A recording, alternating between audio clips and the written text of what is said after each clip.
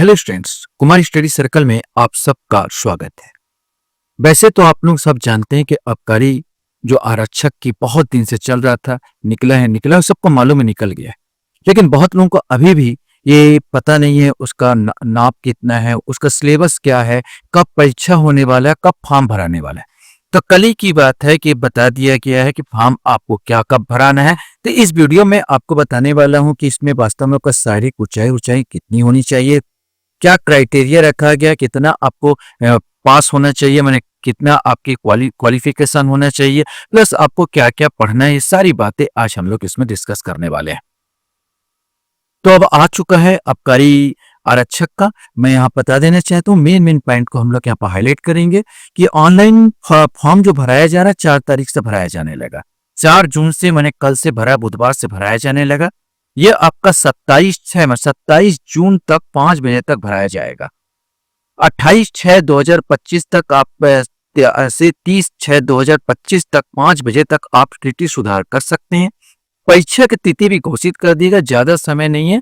Last जिस दिन 27/6 जो अंतिम है, उसके एक महीने बाद मतलब 27/7 मैंने जुलाई को ही, आपको 27 जुलाई को ही रविवार को परीक्षा लिया जा रहा है। तो आपके पास हाथ में समय भी नहीं है, फॉर्म भरिए और तैयारी में जुट जाइए। हाँ, इस बार परीक्षा शुल्क जरूर लिया जाएगा, क्योंकि साफ बोल दिया गया, लड़के बैठते थे परीक्षा बैठते थे, देने नहीं जाते। तो यहाँ पर ये बोला गया कि परीक्षा शुल्क आपको भरा जाएगा। ऑनलाइन आप परीक्षा शुल्क भरते हैं और जिस बैंक से आपने भरा होगा उस बैंक में अगर आप यहाँ का निवासी है, मतलब छत्तीसगढ़ के निवासी है, तो आपको पैसा लौट जाएगा। ये इसलिए व्यवस्था किया गया ताकि ऐसे लोग जो भर के परीक्षा नहीं देते हैं इन और भीड़ को जो बढ़ा देते हैं, इससे बचा जाए, क्योंकि बहुत ज्यादा भीड़ बढ़ रहा था और इसमें बहुत सारे सरकार को हानि उठानी पड़ रही थी। पेपर छप रहे थे, लोग आ नहीं रहे थे।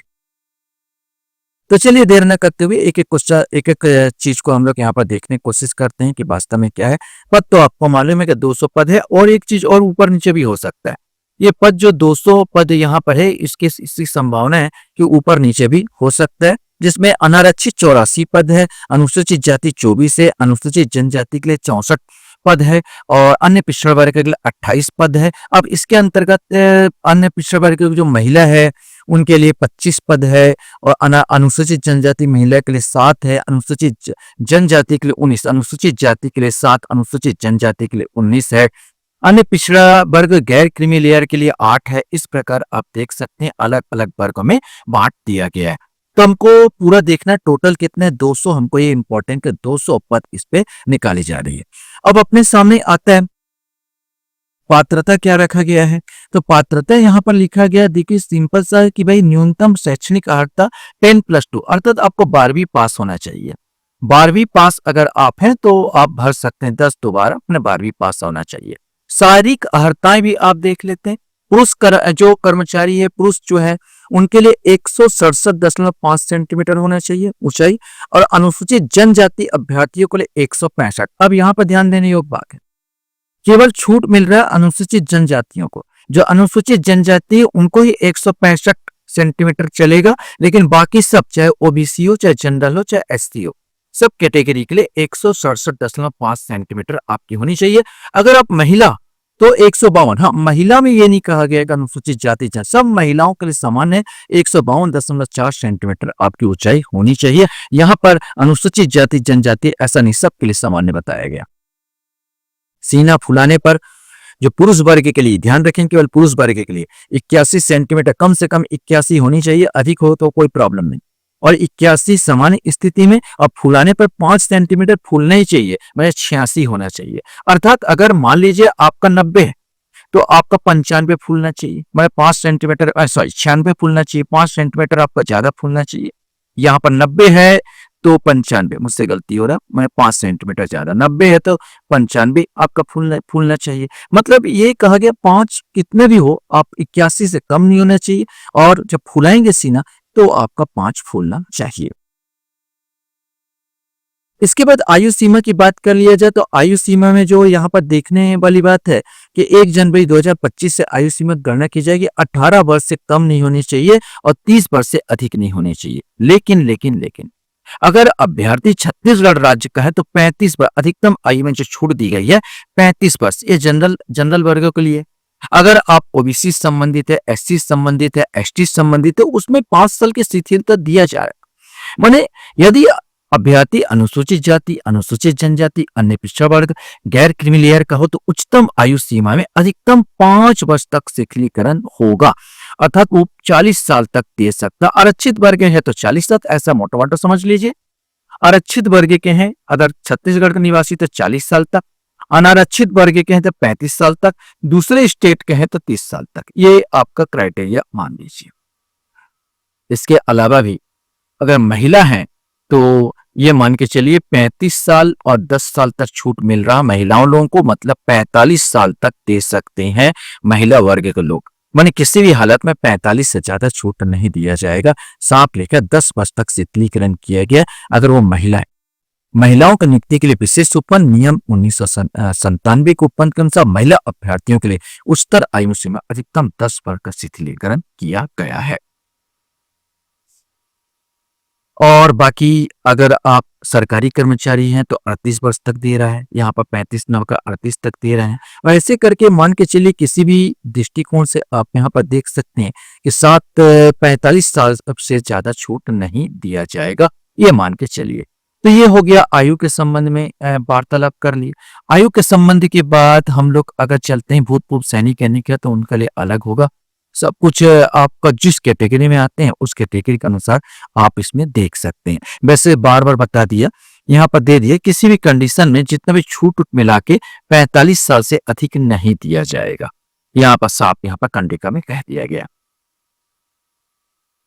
इसके अलावा हमको यहाँ पर देखना है कि कुछ जो आपके लिए इम्पोर्टेंट जो सामान्य 90% लोगों के लिए जो ये वाला जो पार्ट है इसमें कोई इम्पोर्टेंस नहीं है। विवाहित विवाहित ये सब के बारे में है तो इसको आप नहीं देखिए। जो इक्के दुक्के होंगे उन्हीं के लायक ये होगा तो आप छोड़ सकते हैं। अब अपन आ जाते हैं कि नियम और शर्तें तो आपको सबको मालूम, परीक्षा तो दिलाए होंगे आप इस चीजों में। मेन आ जाते हैं परीक्षा का आयोजन कार्यक्रम, इसके बारे में थोड़ा सा जानकारी ले लेते हैं जो विशेष करके आपको पता नहीं होता। तो लिखित परीक्षा लिया जाएगा, 100 प्रश्न होंगे और प्रत्येक का 1 अंक होंगे। प्रश्न पत्र में कुल 100 प्रश्न होंगे, अंक होंगे 100 प्रश्न 100 अंक, एक प्रश्न 1 अंक का होगा। लिखित परीक्षा की अवधि 2 घंटे की होगी और पूरी जो प्रश्न है 10+2 माने 12वीं तक का लेवल वाला प्रश्न होगा। एक चीज और, मूल्यांकन पद्धति माइनस मार्किंग पर है, अर्थात यहाँ पर समझ लेंगे अगर आप एक क्वेश्चन गलत करते हैं तो गलत तो हो जाएगा ही आपका अंक, प्लस गलत का 1 अंक का 1/4 आपका काट लिया जाएगा, 0.25 नंबर आपका कट जाएगा। अगर आप उस क्वेश्चन को छोड़ देते हैं तो आपको कोई कटेगा, नंबर नहीं कटेगा, नंबर मिलेगा भी नहीं, नंबर कटेगा भी नहीं, उसको 0 अंक दिया जाएगा, उसमें कोई प्रॉब्लम नहीं है। लेकिन अगर आप गलत उत्तर चयन करते हैं तो 1.4 माने 1/4 अंक 0.25 आपका कट जाएगा। मैंने 4 गलत किए तो पूरा 1 नंबर आपका कट जाएगा। इस चीज को ध्यान में रखेंगे, ये पेपर माइनस मार्किंग पर होने वाली है। अब परीक्षा का पाठ्यक्रम अगर एक नजर देखे तो यहाँ पर जो पाठ्यक्रम है 33 प्रश्न जो पूछे जा रहे हैं, मैंने 33 नंबर का सामान्य अध्ययन पर होगा, जिसमें भारत के इतिहास, भारत के स्वतंत्रता आंदोलन, भारत का भौतिक सामाजिक आर्थिक भूगोल, भारत का संविधान एवं राज्य व्यवस्था, भारत की अर्थव्यवस्था, सामान्य विज्ञान एवं प्रौद्योगिकी, भारतीय दर्शन, कला, साहित्य एवं संस्कृति और समसामयिक घटनाएं और खेलकूद से संबंधित होगी।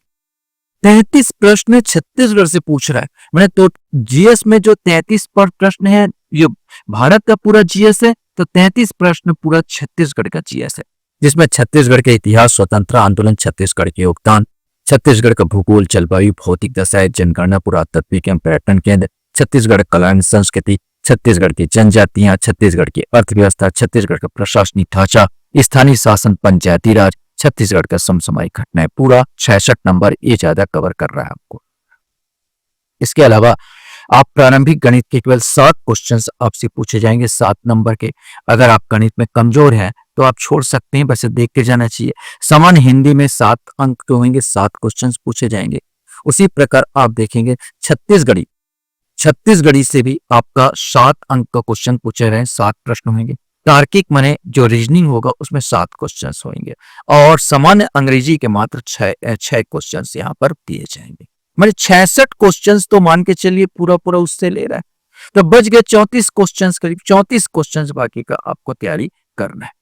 तो ये पूरा पैटर्न था, ये पूरा आपका सिलेबस था। तो सिलेबस के आधार पर आपको यहाँ पर बताया गया है यहाँ पर क्या है क्या नहीं, बाकी कुछ ज्यादा नहीं है इसमें देखने लायक। हाँ, हैंडीकैप्ड वर्गों को भरने की छूट नहीं दी गई है। यहाँ पर अगर हैंडीकैप्ड वर्ग है तो उनको इस पद में नहीं भर सकते, साफ मना कर दिया गया। कंडिका में निःशक्त जन या दिव्यांग आवेदक आबकारी आरक्षक पद के लिए आयोजित परीक्षा में आवेदन करने के पात्र नहीं होंगे, इस चीज को ध्यान रखिए। तो आप तैयारी में फिरिए, आवेदन कीजिए और भरिए। आशा करता हूँ ये वीडियो आपको अच्छा लगा होगा। वीडियो वॉच करने के लिए धन्यवाद। Thank you very much.